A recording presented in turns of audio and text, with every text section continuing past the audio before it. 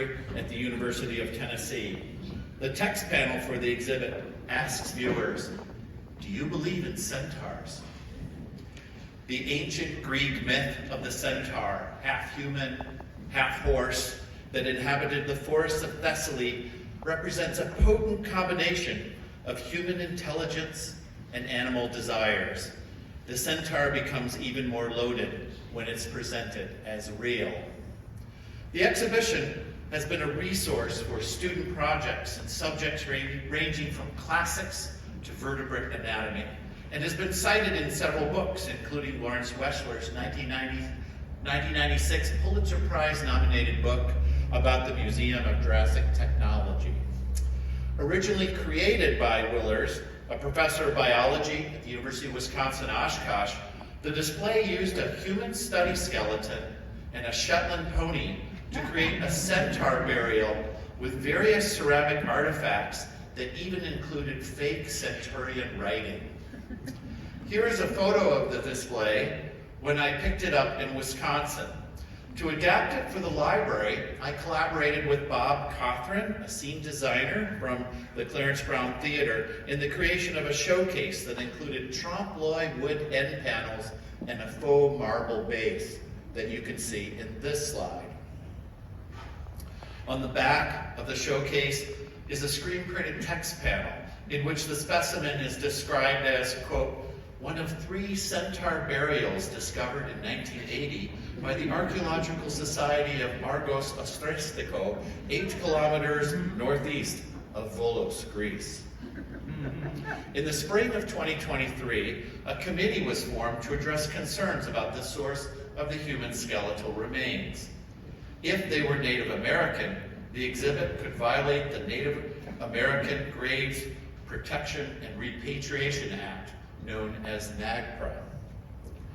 Now, almost all human study skeletons, like those used by Willers, were sourced from the Indian subcontinent, which reflects a legacy of British colonialism, exploiting indigenous and marginalized communities who did not have a say in the dispositions of their remains. The ethics of using skeletons from India for scientific and educational purposes was seldom questioned until recently. And today we should consider not only our legal obligations to NAGPRA, but our ethical obligations to the 2010 United Nations Declaration on the Rights of Indigenous People. More recently, we learned that the skull used in the exhibit was acquired by Willers from the vet school at the University of Wisconsin-Madison. As many skulls for human study had their tops of the head sawed off in order to study the interior geography. While the torso of the centaur is most certainly not Native American, questions regarding the skull in the exhibit raised additional ethical and legal concerns. Based on non-evasive methods, the committee recommended to 1. Remove the centaur from public view, 2. Remove the human material out of the display to be repatriated, and 3. Not to return the display in any form to public view in a manner that attempts to recreate human remains so they appear real, as even seeing a skeleton could be potentially harmful. By the time the committee issued these recommendations in November 2023, the exhibit had been covered and then removed from the library. Consulting several colleagues with knowledge of legal and ethical standards, I supported the first 2 recommendations. It was clear that this exhibit, which was designed to be provocative, has now raised significant ethical issues, and it was important for the university to evolve in an effort to fulfill these changing ethical and legal standards. However, the committee's charge was also to consider the educational and artistic merits of the exhibit, which were not reflected in their 3 recommendations. In response, I proposed to adapt the exhibit to retain its artistic and educational value by creating a Centaur 2.0. This new version would use 3D printing based on human and Neanderthal bones to retain the exhibit's original function as a challenging work of art and a teaching tool, while also providing information about the changing ethical standards that we use in universities and hospitals in sourcing human remains for study.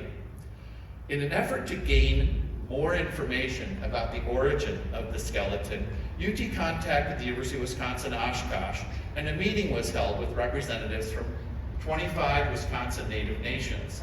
5 of the nations insisted on immediate transportation of the entire exhibit, including the fake artifacts and the exhibition showcase, to Wisconsin. The university acknowledged the origin of the torso and skull was unknown, as they had not conducted DNA testing or any thorough assessment of the physical characteristics of the remains.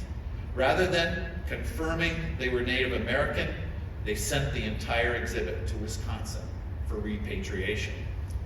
In justifying sending the whole display, the argument was made that a spiritual connection was created between the exhibit and the skeleton.